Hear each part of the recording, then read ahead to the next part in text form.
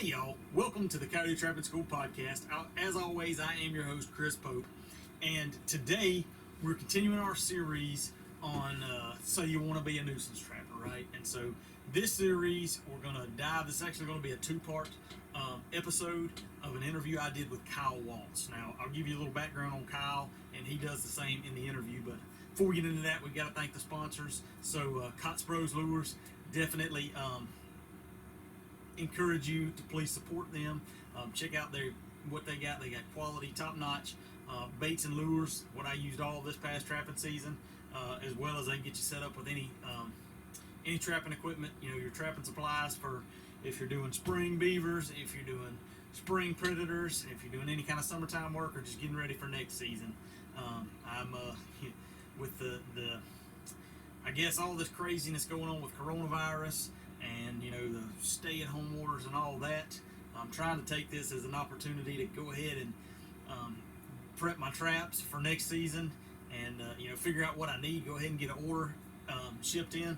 One good thing about those guys too is that they'll deal with you on glands, and so I got some skunk essence and some beaver casters that I'm going to ship them as well, and see about maybe trading for some of the supplies I need. Like I know I'm going to need cable stakes, wolf fangs, and some stock up on some more bait and lures and stuff like that. So definitely go check out Cots Bros for whatever your trapping needs are that you have, and tell them where you heard about them from the Coyote Trapping School podcast, and I'll sure appreciate it, and it always helps to know where your new customers are coming from. So in this episode, like I said, is an interview with Kyle Waltz. Now, I ran across Kyle. I actually followed one of his companies on Instagram for a while, First Coast Wildlife Services, just because, as I've started, working at trying to grow my nuisance trapping business, I like to kind of keep a pulse and see what other folks are doing. And so I don't even honestly know how I ran across them, but I started following them, and then I was listening to a pest control podcast, and they were talking about the top podcasts, top pest control, pest industry podcasts to listen to.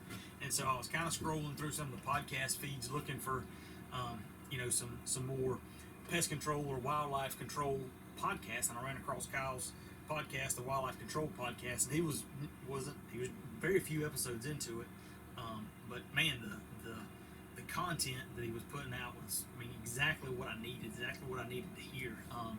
And my only gripe is that he only puts out one episode a month, because I'd listen to one a day at this point. He definitely, it's a different mindset than us as trappers approach it from. It's a very business mindset, and probably what a lot of the, no doubt, probably it is what a lot of the larger wildlife control companies and the pest control companies, the way that they operate and they structure things. So, Kyle, I ran across him with his First Coast Wildlife Services business, and he also started an Expel pest control business. To kind of, I've even run into that just in the little bit of time that I've been doing it. Is show up and solve somebody's squirrel problem, and they ask if you do pest control as well. And so one good thing about the pest control is that typically that is a recurring payment, a recurring model, if you will, versus a lot of the wildlife removal and wildlife control is just a one time. So started that, all that's as originally Jacksonville based, and then he kind of spread up and down the Atlantic coast into Georgia and on down into Florida. Actually wound up the first of this year, sold those two businesses, but in the meantime he also started another business while he was running those called Conserv Wildlife Services, basically doing the same thing, but and he talks about it in the recording or the episode, but First Coast Wildlife Services is very coastal sounding, and he was looking at expanding into a lot of other markets and wanted something that wasn't so region specific, and so he kind of spun off the Conserv Wildlife Services. And one of the more interesting episodes that really kind of kicked me in the gut and really made me want to reach out to Kyle and see if he was game for coming on the podcast was he was talking about how he opened 10 offices in 10 months. Just bam, bam, bam, and that really, that's what really kind of kicked me in the pants and, got me fired up about getting more serious about this, because if he's opening an office in a month, now he's got some, some back work to do, obviously, but when he hires a guy or a couple of guys that are at that office, he's figuring on revenue, and cash flow pretty darn quick. Maybe not month one, to service everybody or to pay for everybody, but pretty darn quick. And so, basically, bam, starting a new business in a month, and here I am dragging around for 2 years, and and still not to a full business. So that was kind of the main reason that I reached out to him, and just listening to some of his other episodes, I would definitely encourage you look up Wildlife Control Podcast and listen to some of them. He's got an episode with one of his salesmen that is really, I guess, kind of eye opening. Just it's totally different from the trapper aspect, because as trappers we want to catch stuff. We don't want to do. Me personally, exclusion work doesn't light my fire. That doesn't get me up in the morning just shaking about going to do exclusion work like checking my traps does, or even crawling around in the attic trying to catch flying squirrels. But that is the big ticket items, the big ticket jobs. That's what these larger companies, even the pest control companies that are getting into wildlife, they're targeting those exclusion jobs, because that is a high ticket item. You can be there for a couple days, finish the job, and then be done with it. Versus your trapping is going to be a low ticket item. You're just going to take multiple days, and so just kind of thinking about that differently. And we'll kind of get into some of the, I guess, maybe the particulars in a future podcast too. But just approaching your job, and Kyle talks about the way that they structure and that he structures is really honestly kind of more of a corporate structure of you've got a territory manager, you've got salesmen under that manager, then you've got your technicians, maybe a trapper as well, and us trappers that are foraying into nuisance wildlife removal and nuisance wildlife control.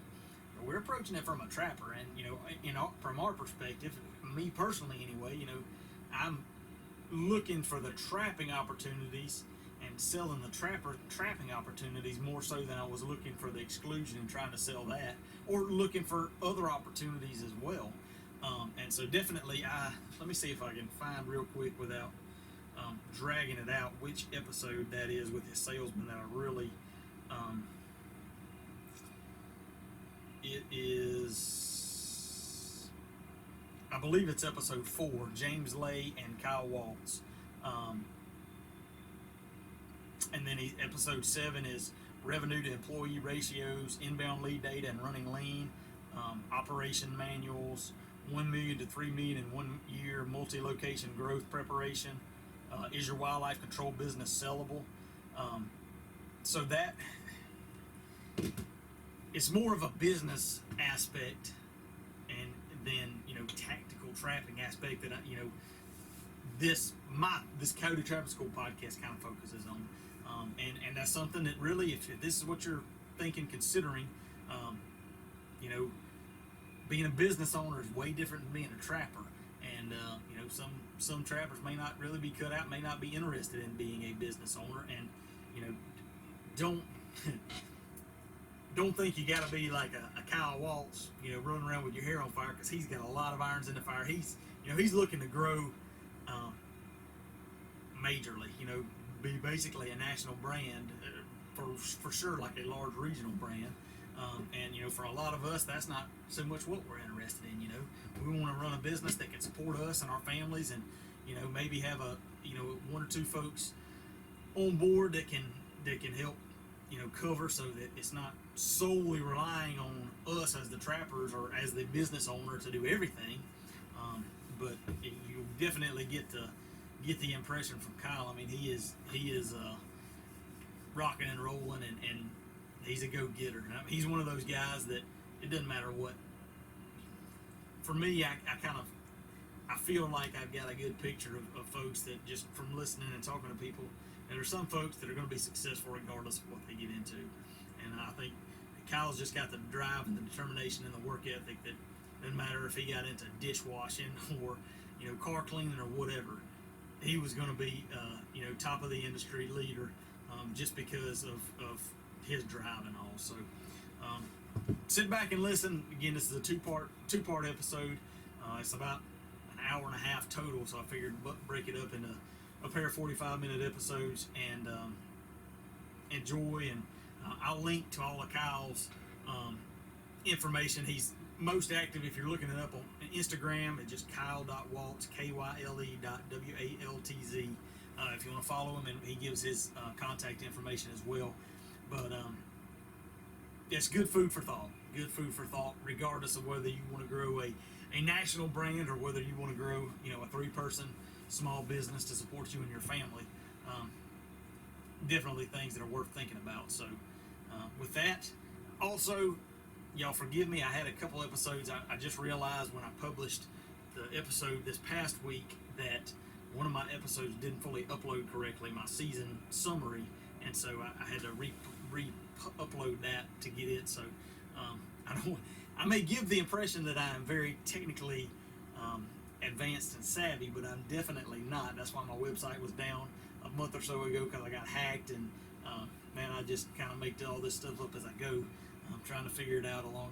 So don't give me more credit than I'm due, but I do appreciate all of y'all listening and following along, and hope that you're getting good information that's going to be valuable and help you, whether you're a fur trapper and you're just trying to improve your catch, whether you're just a new trapper that just wants to catch something, or whether you are trying to grow a wildlife control business. So thanks for listening, and here's the interview with Kyle. So we're here today with Kyle Waltz, and I don't even know how to introduce you. You got so many things going on. I'll say the host of the Wildlife Control podcast, and you can introduce yourself and give us a little background on yourself, Kyle. Sure. I don't know how far back you want me to go, but I've been in this industry now about 15 years. I've always been involved in wildlife control somehow, some way. My dad taught me how to trap when I was like 10. He's a fishing charter captain in Jacksonville, Florida, so grew up in the outdoors, grew up fishing and hunting like I'm sure a lot of your listeners did. And had to figure out a way to be involved in wildlife somehow and make a living, because I couldn't imagine sitting behind a desk all the time, even though that's what I do now for the most part. But learned how to trap when I was really young. Worked for a forestry company right out of high school for about a year. Was the assistant to a caretaker for a 40,000 acre property for a timber company. And we basically did their wildlife management. So we did do a lot of nuisance trapping, wild pigs, coyotes, foxes, bobcats, anything that was eating catfish out of a pond, otters, whatever. Yeah. And then went from there to park ranger for the Florida Department of Environmental Protection. Was a park ranger for 2 years. Did a lot of trapping with them for hogs and occasionally other things. Picked up a lot of roadkill, and I think I was funny story. They give awards out for anybody who does anything special as a park ranger, and I picked up more roadkill than any other park ranger in my district. Man, crushing it. Because I see a raccoon, I'm pulling over. I'm getting that bad boy out of there, because I always just wanted to look at stuff. Right. So that's probably why I won that award. I don't know where that is. I'd like to pull it up, maybe put it in my office. Yeah. After a park ranger for 2 years, I got fired, actually, from that job. I'm a little bit rebellious, which is probably why I've leaned to kind of running my own businesses rather than working for other people. And I ended up working at a golf course, and I hated it. I was doing manual labor, literally digging ditches. I just dropped out of college about the same time that I got fired as a park ranger. So get fired, I drop out of college, 2 bad things. Was doing a job that I hated, digging ditches. I was digging irrigation lines for a golf course community to install new lines, and it was horrible. And all I could think about was my parents telling me every time we drove by a construction site on the side of the road That's why you go to college. So you're not digging ditches. And here I am, dropped out of college, got fired, and now I'm digging ditches. So I felt like a complete loser. And it was tough. It was tough. And I'm working in this golf course community, very high end. There in Ponte Vedra, Florida. One of the wealthiest counties in Florida is St. Johns County. So I was working right there. People were driving through the neighborhood in Ferraris and Lamborghinis. And, you know, you have your housewives that are cruising through in their Range Rovers and their Suburbans. And then one day I was mowing, so I worked my way up from a grunt basically at the bottom of the totem pole to a mower, which is like the highest I could be. And I was mowing, and I saw a wildlife control truck, and I thought, man, I need to get in with those guys. And I literally hopped off my mower. The next time I saw a wildlife control truck, I turned off my mower and I sprinted over to the truck as he was driving by and was yelling at him, hey, hey, hey. And the guy stopped. There was a guy with critter control. And he's like, what's going on, man? I said, hey, are y'all hiring? He's like, you ran all the way over here to ask me if we were hiring? I'm like, yeah. I was like, I got to get out of this place. And he's like, yeah, here's my business card. Shoot us an email and maybe we can squeeze you in. They never got back with me. And I basically did that with every truck that I saw as I was working. But I actually, while I was working in that community, it was only for a few months, I had picked up a little bit of side work. So I was doing landscaping after work. And I worked so much, I just didn't have a lot of time to go find another job. By the time I got home, I was exhausted. So I just kind of took the opportunity while I was at work to look for other jobs to get out of there. And finally ended up getting in with a small company that had just started. It was a startup. It was just the owner, and he had an investor. I still to this day don't know why he had an investor as a little one-man show wildlife control company, because it's just not necessary. But he did have an investor backing him up, and I was their first employee. And I ran his company for 2 years, saw a bunch of red flags. There were some serious issues. And the company was probably going under, and sure enough, they did. They closed down like 3 years later. But I had left for a lot of reasons. One of them was they stopped paying me. So it was only like one time. I went in. So we used to use our own money for fuel and expenses. So I would go out and pay for my own gas in my company truck. I would bring him the receipts, and then he would reimburse me. And it was usually like around $100. I remember going to him one day, and he goes, "We're gonna have to wait a couple days." I'm like, "This is $100." He's like, "We're gonna have to wait a couple days." I'm like, "All right." And then I remember going to him one day and just saying, "Hey, man, like I know that you're struggling. I don't want to be a problem like as an employee, and I know that you can run this on your own if you had to. Would it be best if I left the company?" And he goes, "That would be really helpful. And thank you for noticing." So I left, and I ended up selling a lot of stuff right before I left, which I know helped him out. The customers paid right then and there. I think I sold like $10,000, and I ended up making a big chunk of that in commission. He paid me really high commission. And I took that off and was like, all right, I'm going to go work for a pest control company. And the reason I wanted to go work for a pest control company is because I saw at that time a lot of pest control companies were getting into wildlife control, but they didn't know what they were doing. Right. And I felt confident that I knew what I was doing in the industry, and I could help these companies. So I went to a company, I'm not going to say the name, it's a very large company, and they met with me. They already knew who I was because they used to pass us referrals, and they wanted to hire me for sure, which was good. They were gonna offer me a big salary, which for me it was like $50,000 a year plus commission. I did the math, and I was gonna make probably like $100,000, which was a lot of money for me at that time. But I ended up saying no to them, and my parents freaked out. They're like, "You just walked away from like the best opportunity ever." And I said it to myself, and I said it to my parents. I said, if I take this job right now, I am limiting my potential. I will never be what I could be if I went off and did my own thing. Right. And that was kind of the moment where I decided I'm just going to go start my own business. And I didn't go after any of my old customers. In fact, everybody that called me, I would always tell them, hey, I'm not with that company anymore. I didn't volunteer that I had my own business.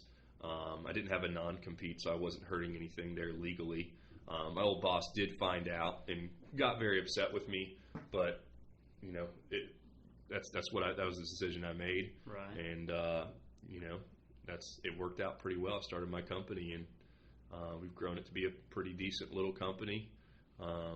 Sold off most of my Florida operations earlier this year.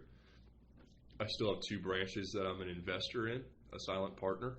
And then I have multiple other locations across the country. Gotcha. Yeah. So I found you actually. They've been following First Coast Wildlife Services on Instagram for a little while. Really? Yeah, just to kind of. I always try to follow other people in the industry and see what they're doing, on social media and all, to try to mirror with my budding wildlife control business, and try to figure out what other people are doing and how I can do stuff better. And then I came across your wildlife control podcast, and that's been a huge asset, just from the standpoint of there's several other podcasts that I listen to. I listen to a lot of business podcasts, but none of them are geared toward wildlife, No. And there's a few kind of pest control podcasts that have some wildlife thrown in here and there, and I like those. I actually like getting the pest control aspect, just because I think it helps to get a different perspective sometimes.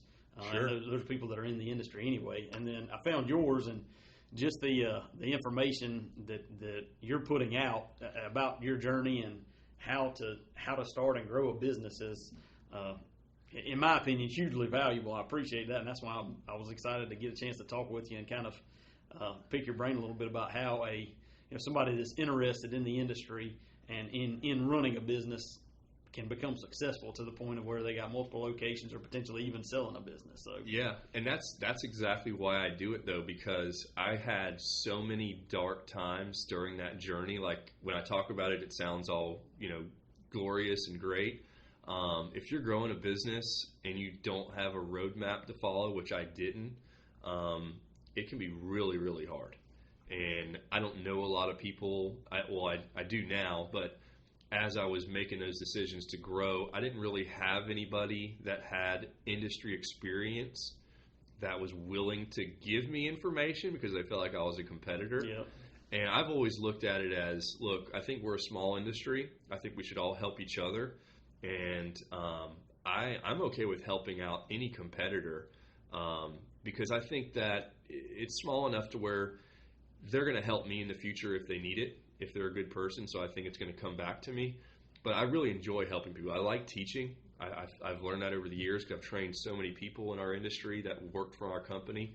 I get a lot of joy out of helping people and training and teaching people. But more than anything, I don't want everybody to experience all of the bad things that I had to experience. So I'm trying to help people so they can avoid those things. Because you can obviously go at it on your own and guess. But it's much better if you have kind of a roadmap there and kind of an idea, because a lot of the things that we do, we were talking earlier at lunch, a lot of the things that we do are very outside of the box. And that's kind of how you should be thinking as an entrepreneur, is you don't have to always follow a certain path. You can kind of go your own way, for sure. You just got to be smart about it, and planning and preparing and all the things that we learned over the years that are helpful, and seeing how some of the other bigger guys are operating. I've kind of just put all that knowledge together, and it's worked out. But we've definitely had some dark times. Definitely had a lot of tough times. I'm still working 60-hour weeks at least every week. I work every weekend. It's just in my blood. I'm a workaholic. Right. I go on vacation before my wife wakes up. I take my laptop, I sneak out of the room, and I go downstairs, and I go sit in the lobby or wherever we are, and I work from 5 a.m. until she wakes up at 8 a.m. or 9 a.m. and get some work in. And I go back in and snuggle up with her again.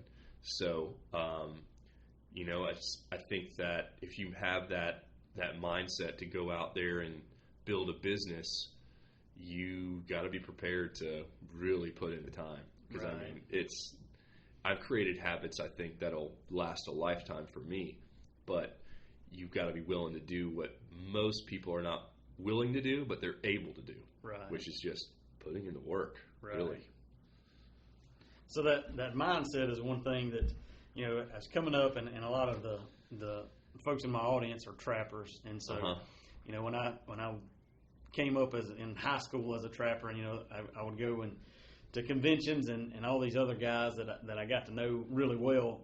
A lot of them had their own wild nuisance trapping business, Yeah. and I always thought that would be like the pinnacle, the best thing possible. But now where I'm at and looking at it is, all those guys were one-man shows. They didn't have the thought or really the desire probably to grow their business. Yeah. But at the same time, they didn't really own a business. They owned their own job, right? Yeah. And so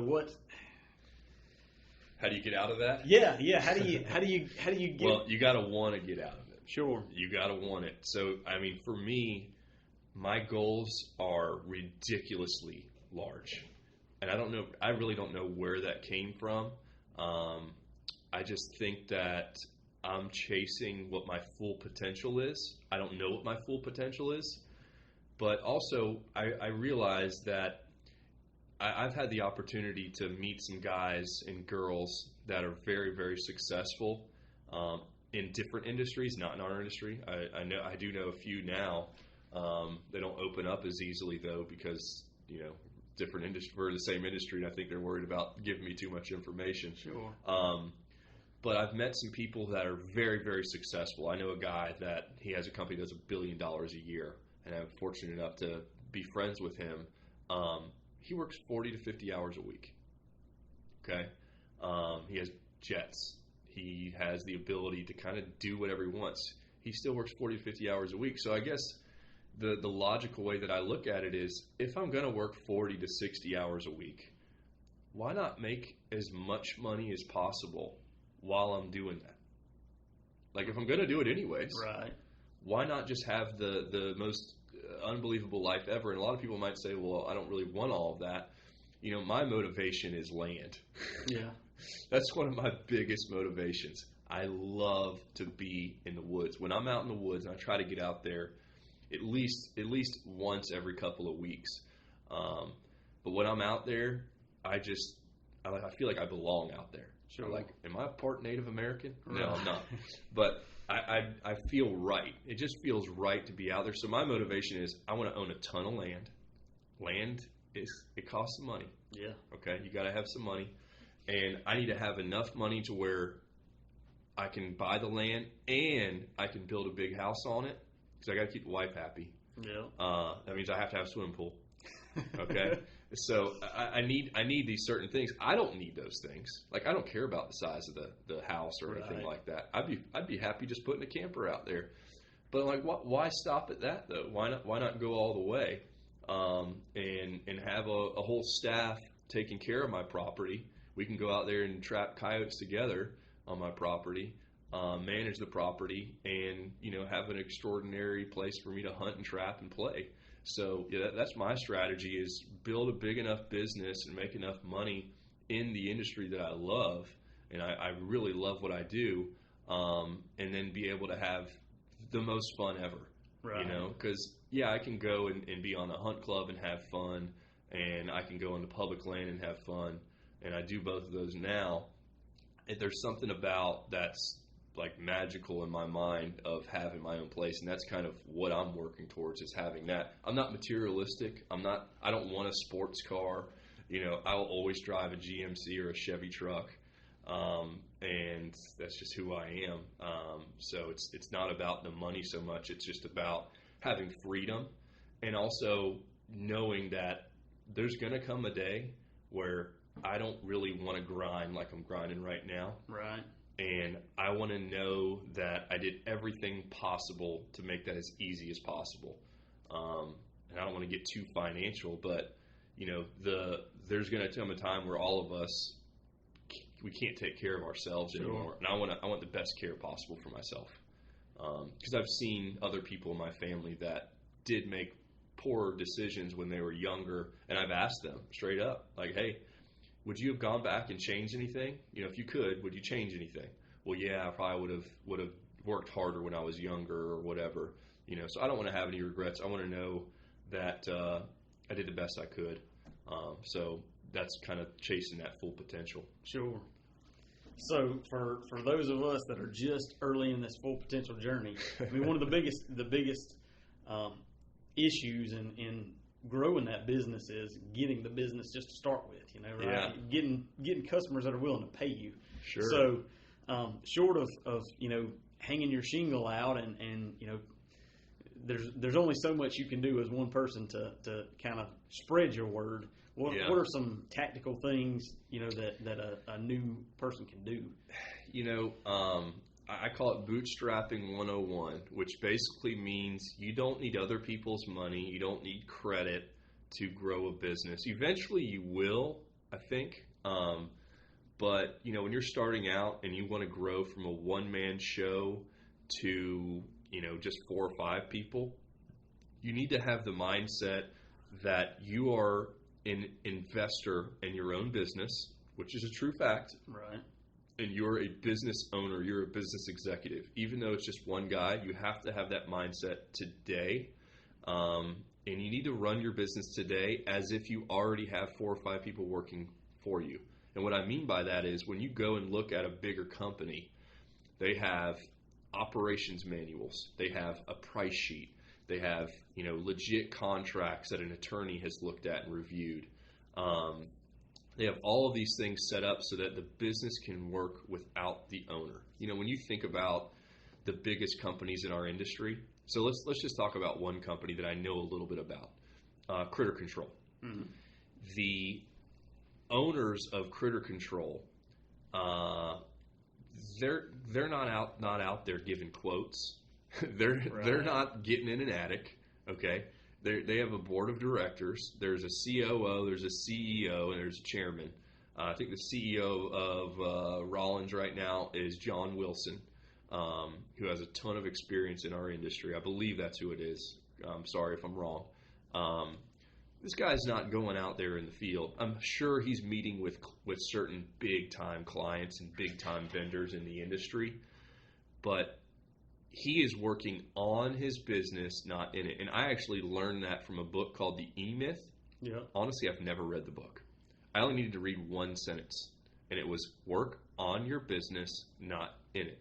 Successful businesses do not have the owners out there doing all of the work. And the reason why is you can't grow if you're doing all of the work yourself, meaning the services. Right. So what you have to do is create a structure that allows your wildlife technicians to do their job without all of your influence. So at first, what that kind of looks like is you're going to be so freaking busy that you don't have any time to brush your teeth. That's what it's going to feel like. So I remember when I went from 1 to 2, our revenue went from $48,000 a year. So I was profiting like $22,000 around there, maybe a little bit more, maybe like $30,000. So I was taking home $30,000. That was my only income. Right.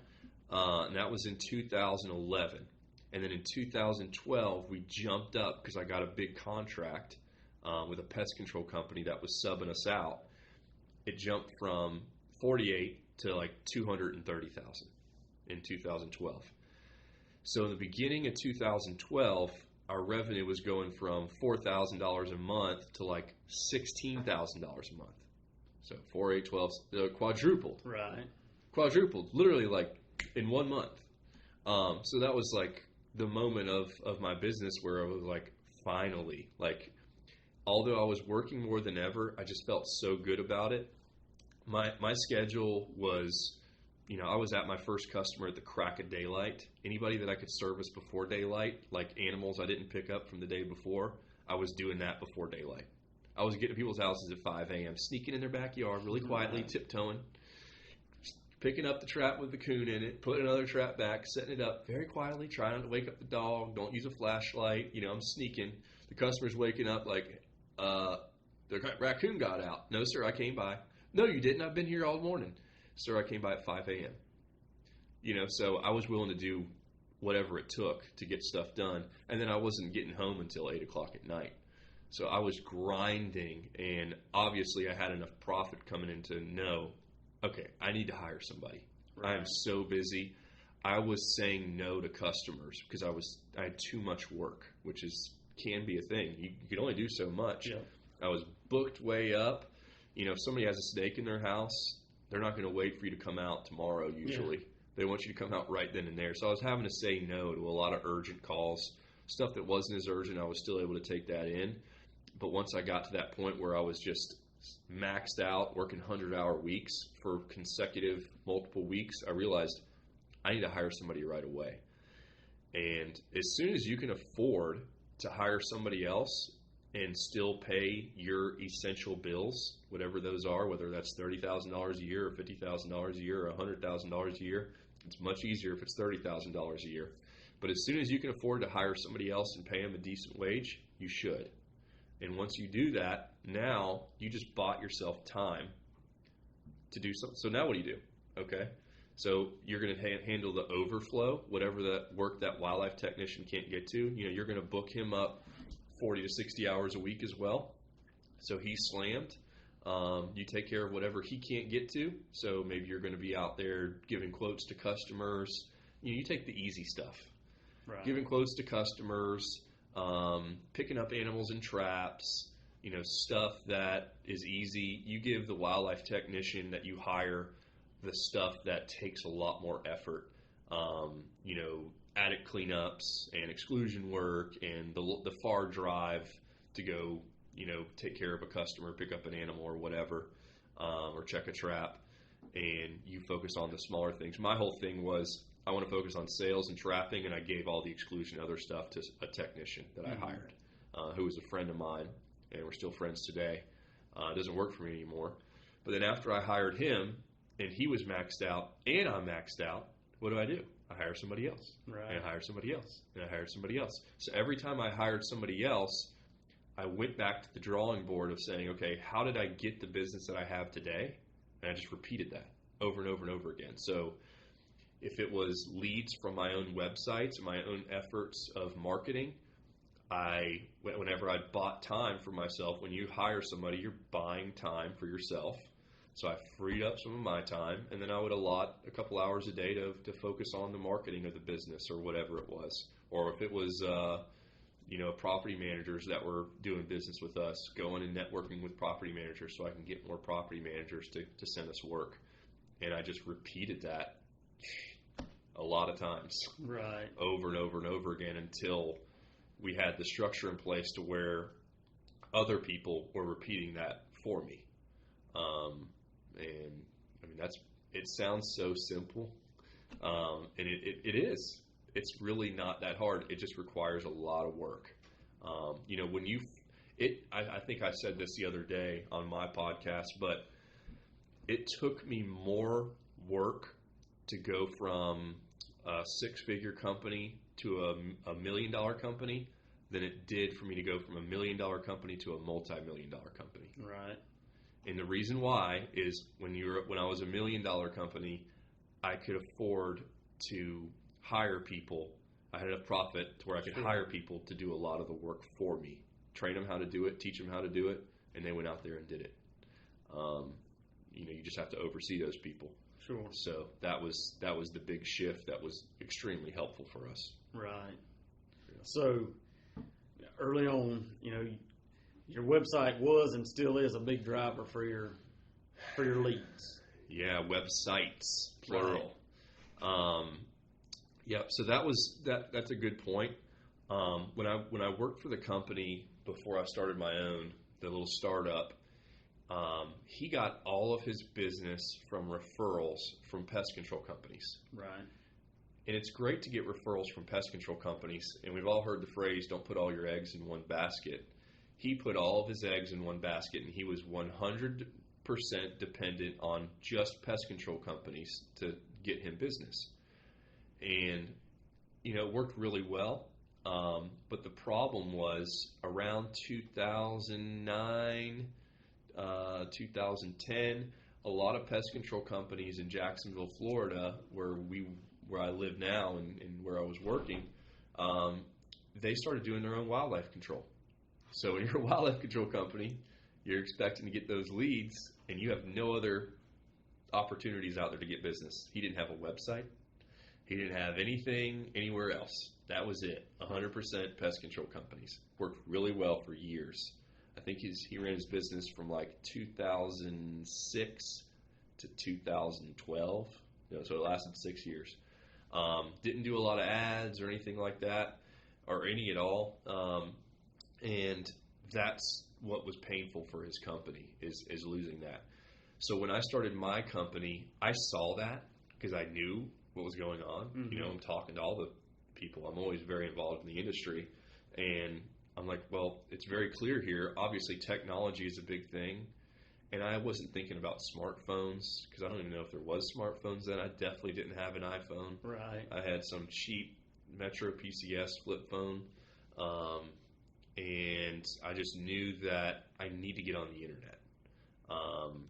So I went and created a free website at some crappy website place online and taught myself how to build websites and just slowly figured it out. And I think my second year of business, I got on the front page, so it took me 12 months. And and I'm not an SEO, search engine optimization expert at all. I'm not going to claim that I am. But in my experience, and some guys that are probably going to laugh at me, but in my experience, I can usually get to the front page in 3 to 12 months if I want to target a specific area. Right. And it takes a lot of work. And we use multiple websites. I think our company right now, we sold off a few of them, but our company right now I think has like 15 websites that we manage in-house. Nobody else is doing that for us. And a lot of the work with those is just on the front end. Once you build it, it's kind of there. You do have to do a few updates here and there, but it's, we have some sites that I haven't done an update on in 3 years, and it's number 1 in some areas, right, or number 2. And my whole strategy with the internet and with business in general is I want to dominate. Whatever it is. If you're a trapper, do you want to go out there? If you know that there's 10 coyotes in a block of woods, you don't want to just catch one. You want to catch them all. So how do I do that? Well, the more traps I set, it increases my odds, right? Right. So set as many leg holds as I can, or whatever the situation is. So with business, it's no different. What's the target? The target is the customer. How do I increase my odds of catching that customer's eyes? Well, I need more websites. So I don't want to be just number 1 on the front page of Google. I want to be number 2. I want to be number 3, number 4, number 5. Like if in some areas, I don't know which ones. There's some areas in Florida though, there's 10 organic search results on Google, and we'll be like 6 or 8 out of 10 on that page. So that's what I was going to ask you. Is that why you started the other brands, the Conserv and the Expel, and is that where that comes from? Kinda, not really though. Okay. So it ended up kind of working out well because of that. Actually, that was helpful. Because you see big pest control companies. I'm going to keep going to Rollins. The reason I keep talking about Rollins, which is the company that owns Critter Control, True Tech, Orkin, Home Team Pest Defense, and a bunch of other companies, they are the largest pest control company in the U.S. Eventually, they won't be. There's some other bigger companies that are going to beat them, I think, eventually. But they're an amazing company.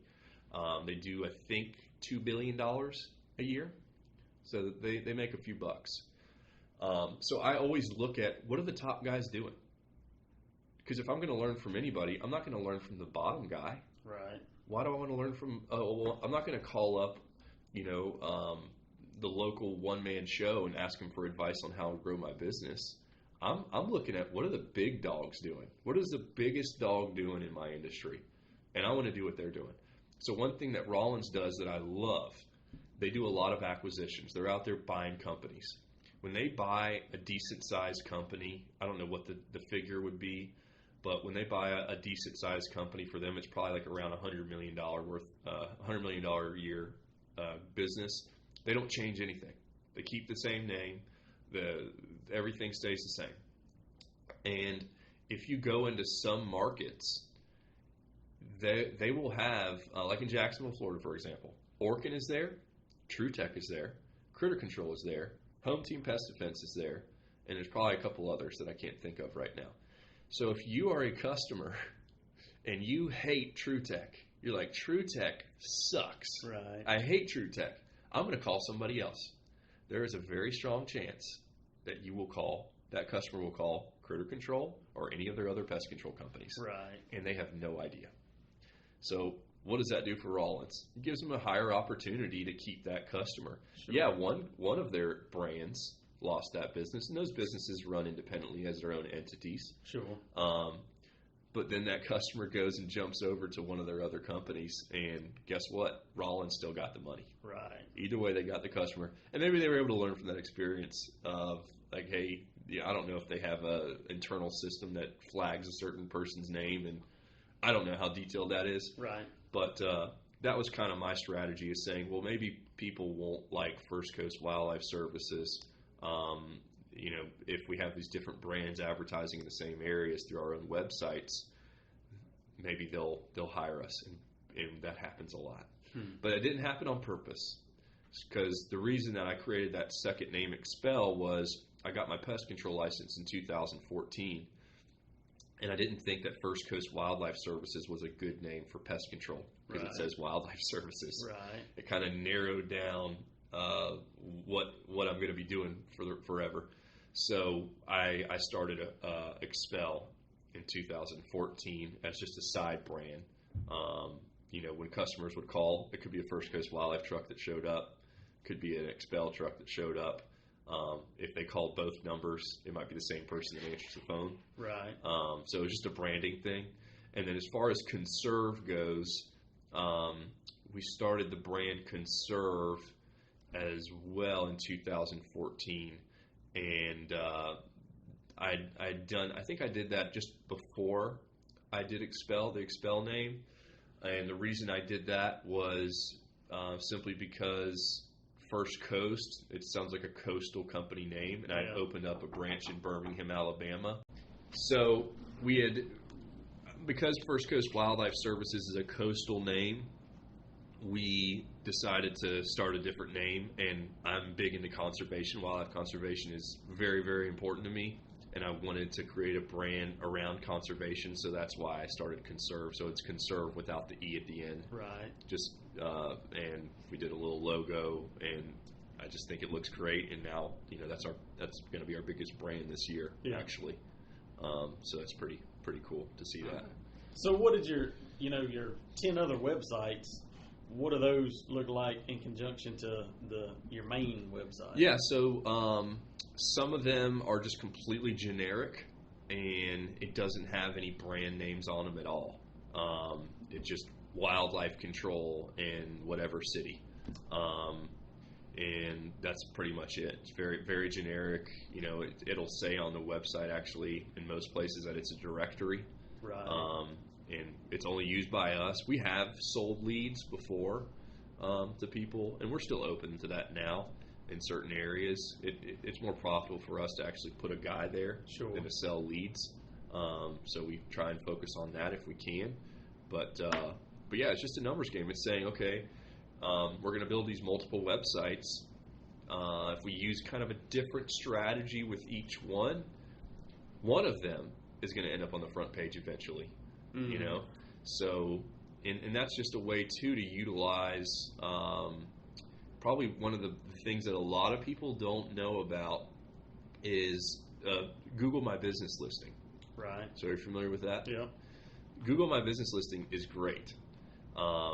So it feeds off of reviews, and you could actually, if you know people, within a few, if you know people in your town or in your city that you live in and you want to grow your business, one of the easiest ways to do that is to dominate Google My Business Listings. And you do that through creating multiple websites. That's really the only way you can do it, unless you just don't have a website. But Google likes you to have a lot of content, so I always want to have all of the content that they ask about for that listing. So with having multiple websites, we can go in, and multiple names, we can go in and create multiple Google My Business listings with different addresses, because what Google does, you go on there, you fill out your information, and it's very hard to get to it. You have to kind of search through Google to get to it, because they don't want everybody doing it. Right. It's very clear. They want to make it challenging for you to list your business with them. And then we will, type in all of our information, and if we already have one for our business in that area, then we're going to use a different name, a different phone number, and a different website. So Google doesn't know that those two are the same. And we send that postcard to a different address, somebody that we know, and we tell that person, hey, when you get the postcard, let us know. I have gone to gas stations, and you have an Indian guy behind the counter, and I'm like, hey, man, you want to make $50? And some of them say, get the hell out of here. Right. And some of them are like, sure. Here's my card. Here's what's going to happen. You're going to get a postcard here. When you get that postcard, take a picture of it, email it to me. When you email it to me, I'm going to drive over here, and I'm going to hand you $50 cash. Sound good? Sure. I'm not going to put your address on there. If I do, you can complain to Google. Google will take it down, which they will. Right. And that's what I've done. So in a lot of areas around Jacksonville where we really dominated Google My Business listings, that's one of the ways that I did it. Or just use friends and family. Friends and family are helpful. Employees, we utilize them. Or even, other businesses that you might know. If you know other companies in those areas. I have a buddy that owns a construction company. He didn't want it my business. I didn't want it his business. So, I want to dominate. You got to look at marketing as a domination thing. And you think about some of the bigger companies, like look at Coca-Cola. You go into a gas station, there's probably a Coca-Cola sign on the window. They always have like the best up front. They're the first that are presented right there in the soda area. A lot of gas stations in different areas and stores have the fountain drinks for Coca-Cola. They have the radio commercials. They have the TV commercials. They have billboards. They're on the internet. They're everywhere. And that's kind of the way you want your business to be. Otherwise, you're taking a huge risk. And the risk is not as much sales as you would want. Right. So it's better to have more sales than you want. You're never going to have more sales than what you want. Right. It's better to have more than less. Right. So you just have to have that mindset of complete domination. It's very unlikely that you will be 10 out of 10 with Google. Right. But you can sure as hell try. Right. And that's what we've always tried to do. Yeah. And that makes a huge difference. So we've been talking about the front page, and just for the less technically inclined folks, we're talking about the front page of Google, and just the fact that everybody, when they've got a problem, the first thing they do is punch it into their phone or say it into their phone. Hey, Google, find me somebody to remove my raccoons. And so whoever shows up, the data says if you aren't between 1 to 3, odds are nobody's going to click on you. So that's why it's so important. And if you put any kind of business information out there, you're going to get calls from folks trying to get you listed and improved on Google. And there's whole businesses around improving your SEO and pitching you on how they can provide that service for you. Yeah. And, we've never really we've hired a couple of people over the years, not so much to teach us, but just to kind of do it for us. Right. But really all I've done is, I remember the first day that I sat down, I know exactly what I did. I sat down and I looked at who's on the top of Google right now. Yeah. And I literally wrote down keywords. And I think right now, I'm pretty sure you can look up the keywords that people are searching when it comes to wildlife control, which ones are used the most. So it's just as simple as find those keywords that people are using, utilize those. So you want to put those on your website in different areas. There's, again, I'm not an expert when it comes to this. I've just kind of thrown the keywords in. There's different places where you can put keywords. I do not know how to code. I use the type of, we run our websites with GoDaddy. Yeah. We're not doing anything that most people can't do. Right. I think my niece could build most of these websites if she wanted to. And it's just looking at who's on the top page, or on the top of the front page, what are they doing? And I'm not going to copy them to a T, but I'm going to Right. do something similar. Right. Just like I was saying about Rollins, don't copy, but learn from the people that are doing really, really well. Yeah. And that's the easiest way. Yeah. Yeah. Yeah. I mean, there's so many. Sir, it's so easy to create a website. It's not. Yeah. There's not a lot in it that a lot of people think. And these days, if you don't have a website, you're not a real business. Because if I see a name and I look them up and they don't have a website, I'm going to find somebody else because I'm not. At the very least, you can get a little bit of background and information and see. Yeah.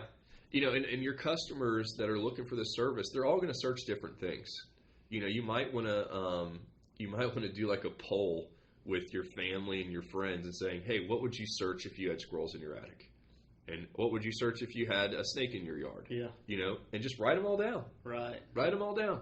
Because I always ask people all the time that are not in my industry, first of all, you need to accumulate data. Data tells a story over time and helps you understand what you need to do in the future, just like you would with any type of trapping. Obviously, if you know a certain lure works, a certain set works, you're going to use that more often, right? Right. So you need to do the same thing when it comes to your strategy with the internet, is identify what's working and get some data. So when we get a sale, and we always ask our customers right there when we've made the sale with the customer, how did you find us? And if it was from the internet, not all of my guys do it. We tell them to, but I always ask the customer, what did you search? I go one step further. Right. I don't know exactly. Well, can you look it up? Can you pull up your history on your phone real quick and tell me? Because I'd really like to know. And over the years, we've accumulated data that way, and that has kind of given us a strategy of what works. But people are going to search different things, and that's why we have different websites that have. Some websites are more focused on specific keywords than others. So that kind of diversifies us a little bit and increases our opportunities. Right. That makes a lot of sense. Yeah.